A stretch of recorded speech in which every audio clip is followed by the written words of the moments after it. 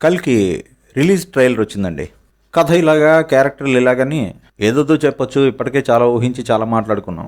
Story ఇలా ఉండబోతోంది, క్యారెక్టర్లు ఇలా ఉండబోతున్నాయి, ట్విస్టులు ఇవి, బెస్ట్ పాయింట్లు ఇవి అంటూ చాలామంది మేధావులు ఇప్పటికే యూట్యూబ్లో రివ్యూలు ఇచ్చేశారు. అందులోనూ ఈ మధ్య తెలంగాణలో కూడా సినిమా చైతన్యం బాగా పెరిగిపోయినట్టు కనిపిస్తోంది. ఒకప్పుడు సినిమా అంటే సిగ్గు నీతి మానం లేని వాళ్ళు అని విమర్శించారు. చిన్నప్పుడు అనేవాళ్ళు సినిమా అంటే సిగ్గు నీతి మానం వదిలేసి వెళ్ళాలి అని. ఇప్పుడు మరి వాళ్ళు కూడా ఈ సినిమా క్రేజ్ని తెలుసుకుని ఈ రివ్యూలు, విమర్శలు, యాంటిసిపేషన్లు ఈ కల్చర్కి అలవాటు పడుతున్నారు. సినిమా అనే పేరే అందుకు వచ్చిందేమో, సిగ్గు నీతి మానం లేకుండా. సో ఎక్కడ చూసినా అలాంటి వీడియోలే కనిపిస్తున్నాయి. కాబట్టి ఇప్పుడు మళ్ళీ మనం ఈ కొత్త ట్రైలర్లో షార్ట్ విశ్లేషించి వివరించి టైం వేస్ట్ చేసుకోవడం మూర్ఖత్వం అనిపించింది. భగవంతుని కల్పన సమస్త సృష్టి ఉంటుందంటారు. అలాంటిది మీ కడుపులో భగవంతుడే ఉన్నాడు. అందులోనూ ఫైనల్ రిలీజ్ని చాలా దగ్గరలో పెట్టుకుని సినిమా గురించి మరీ ఎక్కువ లోతుగా ఆలోచిస్తే ఆ ఫైనల్ మూవీ ఎంజాయ్ చేయలేం. ఇది ఎలాంటిదంటే ఎగ్జామ్ కోసం ఎంతకాలం రాత్రి పగలు చదివినా ఎగ్జామ్కి ముందు 2-3 గంటలు మాత్రం ప్రశాంతంగా ఉండాలి. అప్పుడే ఎగ్జామ్ బాగా రాయగలం. రిలీజ్ దగ్గరగా ఉన్నప్పుడు సినిమా గురించి ఎక్కువ ఆలోచించకూడదు. థియేటర్లో చూసాక ఫైనల్ రివ్యూలో బాగా మాట్లాడుకుందాం. అయితే ఒక పాయింట్ మాత్రం చెప్పుకోవాలి.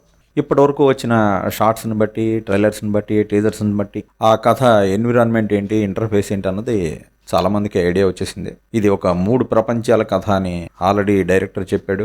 ఒక కాంప్లెక్స్ అనే ఒక విలాసవంతమైన ప్రపంచం ఒకటి, దేవుణ్ణి నమ్మని, దేవుడు పుట్టబోయే శంబల అనే ప్రదేశం ఒకటి, ఇక సామాన్య ప్రజలందరూ బతికే ఆ కాశీ ఒకటి. పైగా అన్నిటిలోనూ ఆ ఫ్యూచరిస్టిక్ అప్రోచ్ ఒకటి. వీటికి తోడు మళ్ళీ ఎక్కడైనా ఫ్లాష్ బ్యాక్లో చూపించాలంటే ఆ మహాభారతం ఒకటి చూపించాలి. అది కూడా చిన్న విషయం కాదు. మరి ఇంత కాంప్లెక్స్ స్టోరీ కన్సీవ్ చేయడానికి ఇంత కష్టమైన స్టోరీ అక్కడ ఉన్నప్పుడు ఖచ్చితంగా ఇన్ని ట్రైలర్స్, టీజర్స్ ఇవన్నీ రిలీజ్ చేయడం కరెక్టే. ఎందుకంటే జనాన్ని సినిమాకి అలవాటు చేయడం ఇది. రేపటి కోసం ఈరోజు చంపితే రేపేలా ఉంటుంది.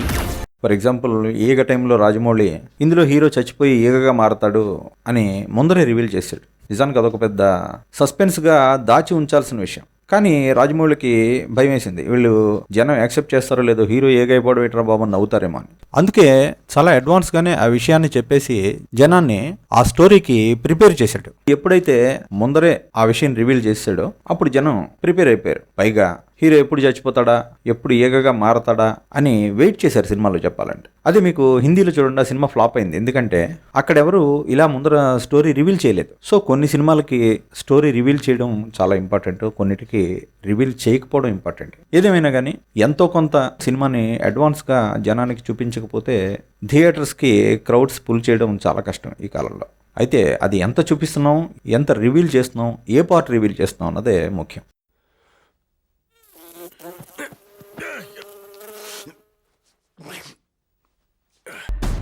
వన్ షాట్ కాంప్లెక్స్కి వెళ్ళిపోతాం. సరే, ఈ 3 ప్రపంచాలు దుర్మార్గం పెరిగిపోతే వాళ్ళని రక్షించడానికి కల్కి పుట్టపోవడం, ఆ పుట్టబోయే బిడ్డని ముందే చంపేయాలనుకునే కంసుడిలాగా విలను, అతనితో డీల్ కుదుర్చుకుని చివరికి మంచి వైపు మారే హీరో, ఇలా మొత్తం స్టోరీ మీద జనానికి ఒక ఐడియా అయితే వచ్చేసింది. కాకపోతే ఆ ప్రభాస్ ఎవరు, అతని పవర్స్ ఏంటి, అతని గొప్పతనం ఏంటి, విలన్ అతనితో ఎందుకు డీల్ కుదుర్చుకున్నాడు, మళ్ళీ అతను ఫైనల్గా పాజిటివ్గా ఎలా మారాడు అన్నది ఒక్కటి మాత్రమే మనకి తెలియాల్సిన విషయం.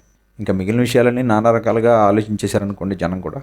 యాక్చువల్గా జనం ఇప్పుడు చాలా తెలివిగా ఉన్నారు. చెప్పాలంటే వాళ్ళకి ఇన్ఫర్మేషన్ చాలా అవైలబుల్గా ఉంది. ఇప్పుడు కల్కి అంటే ఏంటి, అతని చరిత్ర ఏంటి, ఇలా కొడితే మనకు అలా వచ్చేస్తుంది. అసలు ఏఐతో మనమే స్టోరీ రాసేయచ్చు. ఇలాంటి రోజుల్లో జనం ఊహించిన వాటికంటే గొప్పగా డైరెక్టర్ తీయాలి అంటే నిజానికి చాలా కష్టమే.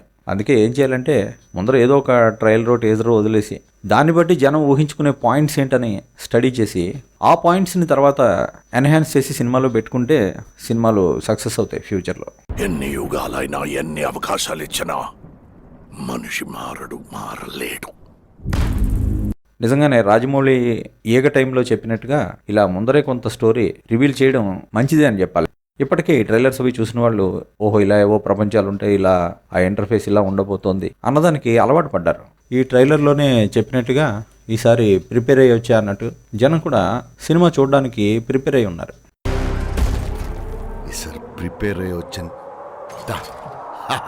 ఇలా జనాన్ని ముందు ప్రిపేర్ చేయకుండా డైరెక్ట్గా ఇంత కాంప్లెక్స్ స్టోరీ చూపిస్తే ఏంట్రా కథ ఏంటి, ఆ ప్రపంచాలు ఏంటి, ఏంటి గోలా, చాలా గందరగోళంగా ఉందిరా అని చెప్పి సింపుల్గా తీసి పడేసేవారేమో.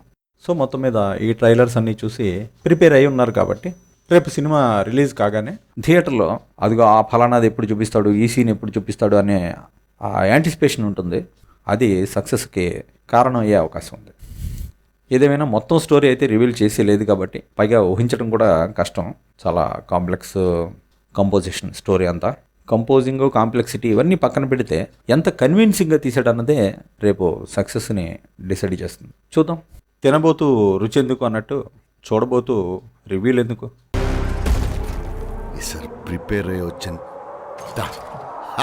మరిన్ని మంచి వీడియోల కోసం సబ్స్క్రైబ్ చేయండి. సోషల్ మీడియాలో మమ్మల్ని ఫాలో అవ్వండి.